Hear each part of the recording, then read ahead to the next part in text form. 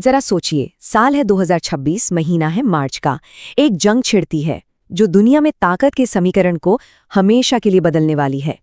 ये कोई पुरानी तोप और बंदूकों वाली लड़ाई नहीं है, नहीं, ये भविष्य की जंग है जो आज की सबसे एडवांस टेक्नोलॉजी का इस्तेमाल करके लड़ी जा रही है। तो सवाल ये उठता है कि आर्टिफिशियल इंटेलिजेंस यानी एआई के ज़माने में एक वर्ल्ड वॉर की शक्ल आखिर कैसी हो सकती है। तो चलिए आज इसी काल्पनिक लेकिन मुमकिन भविष्य की तस्वीर को समझने की कोशिश करते हैं। तो चलिए सबसे पहले देखते हैं कि ये सब शुरू कैसे हुआ। कहानी की शुरुआत होती है अमेरिका, इजराइल और ईरान के बीच बढ़ते तनाव से। लेकिन ये टकराव किसी पुराने युद्ध जैसा बिल्कुल नहीं है। इसके नियम, इसकी रफ्तार और इसके तरीके सब कुछ एकदम अलग है।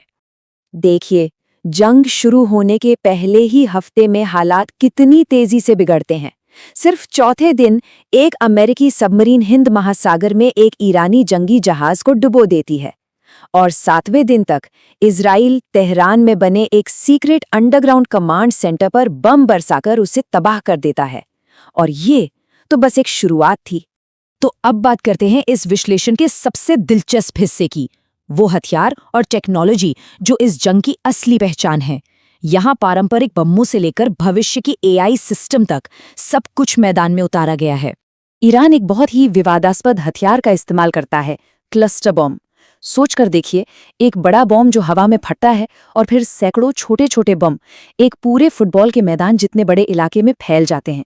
इसका एक ही मकसद होता है, दुश्मन सैनिकों को बड़े पैमाने पर नुकसान पहुंचाना। और इसके जवाब में अमेरिका की चाल बिल्कुल अलग है, ग्रेविटी बॉम्ब। इनमें कोई इंजन नहीं होता, कोई गाइडेंस सिस्टम नहीं।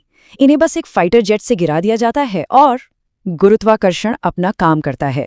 ये महंगी मिसाइलों का एक बेहद सस्ता और सटीक जवाब है। अब इन दोनों हथियारों में फर्क समझना है ना, तो सबसे बढ़िया तरीका है शॉटगन और राइफल का उदाहरण। ईरान का क्लस्टर बॉम्ब एक शॉटगन जैसा है जो एक बड़े इलाके में छर्रे फैलाता है। वहीं अमेरिका का ग्रेविटी बॉम्ब एक स्नाइपर राइफल की तरह है जो सिर्फ एक टारगेट, मान लीजिए किसी बिल्डिंग या बंकर पर, एकदम सटीक निशाना लगाता है। एक फैलाता है, दूसरा भेदता है। लेकिन रुकिए, इस जंग की असली कहानी सिर्फ इन बमों में नहीं है। असली गेम चेंजर तो वो दिमाग है जो इन हथियारों को चला रहा है, और वो दिमाग है आर्टिफिशियल इंटेलिजेंस। इसे कहते हैं एआई किल चेन। देखिए होता क्या है, पहले सैटेलाइट, ड्रोन, जमीन पर मौजूद सेंसर, हर तरफ से डेटा इकट्ठा होता है। फिर प्रोजेक्ट मेविन जैसा एआई प्रोग्राम उस सारे डेटा को इंसानी दिमाग से लाखों गुना तेजी से प्रोसेस करता है। एआई दुश्मन के सबसे कमजोर ठिकानों की पहचान करके हमले का सुझाव देता है। हाँ, आखिरी फैसला तो इंसान ही लेता है, लेकिन जिस काम में पहले दिन या हफ्ते लगते थे, अब वो मिनटों में हो रहा है। यही रफ्तार इस जंग को इतना ज्यादा खतरनाक बना देती है।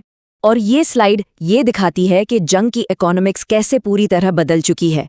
एक टॉमाहॉक मिसाइल कीमत 23 करोड़ रुपए, ग्रेविटी बॉम्ब 14 लाख। लेकिन इजराइल की नई laser defence technology iron beam से दागी गई एक लेजर शॉट की कीमत जानते हैं कितनी है? सिर्फ 400 रुपए।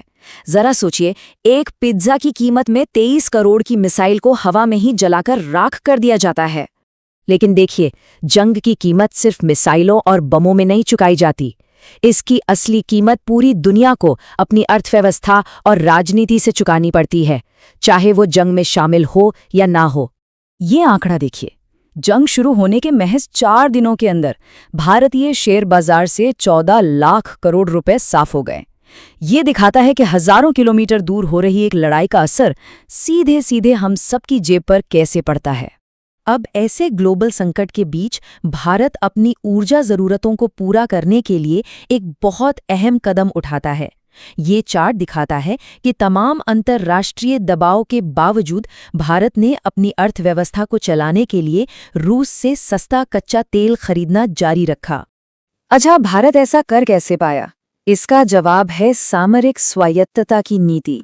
मतलब सीधा सा है कि भारत किसी एक पावर ब्लॉक, चाहे वो अमेरिका हो या रूस, किसी के खेमे में बंधने के बजाय अपने राष्ट्रीय हितों को सबसे ऊपर रखता है। उसने अमेरिका से भी दोस्ती निभाई और रूस से तेल खरीदकर अपनी एनर्जी सिक्योरिटी भी पक्की की। ये एक बहुत मुश्किल संतुलन है, लेकिन आज की दुनिया में यही कूटनीति की हकीकत है। तो अब हम पहुंचते हैं इस जंग के एक और मैदान पर, जो शायद सबसे आधुनिक है। ये है नैरेटिव की लड़ाई। ये जंग सिर्फ जमीन पर नहीं, बल्कि हमारे दिमाग में और हमारी स्क्रीन पर भी लड़ी जा रही है। तो एक तरफ है अमेरिकी नैरेटिव। राष्ट्रपति ट्रंप का एक सोशल मीडिया पोस्ट इस जंग को ऐसे दिखाता है मानो ये ईरान के लोगों को आज़ाद कराने और देश को फिर से महान बनाने का एक मिशन हो। ये एक कहानी है जो अपने लोगों और दुनिया को सुनाई जा रही है।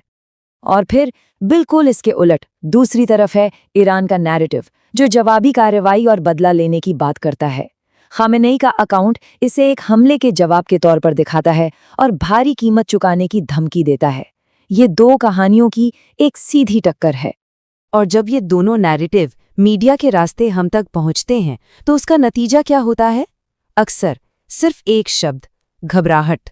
भारत में तो कुछ न्यूज़ चैनल इस जंग को कवर करने के लिए सायरन जर्नलिज्म का सहारा लेते हैं। सोचिए, आप न्यूज़ देख रहे हैं और अचानक स्क्रीन पर धमाकों के ग्राफिक्स और हवाई हमले के सायरन बजने लगते हैं। मकसद होता है टीआरपी बटोरना, लेकिन नतीजा होता है आम लोगों में बेवजह का डर और पैनिक। हालात इतने बिगड़ते हैं कि सरकार को बीच में आना पड़ता है और इस सनसनीखेज रिपोर्टिंग पर लगाम लगाने के लिए कुछ समय के लिए टीवी रेटिंग्स पर ही रोक लगानी पड़ती है। तो ये पूरा विश्लेषण हमें एक बहुत बड़े सवाल पर लाकर खड़ा कर देता है। आज की दुनिया में जहां जंग मैदान से ज्यादा हमारे मोबाइल की स्क्रीन पर लड़ी जाती है, असली हथियार क्या है? वो बम जो किसी इमारत को गिरा सकता है, या फिर वो नैरेटिव जो करोड़ों लोगों की सोच को बदल सकता है?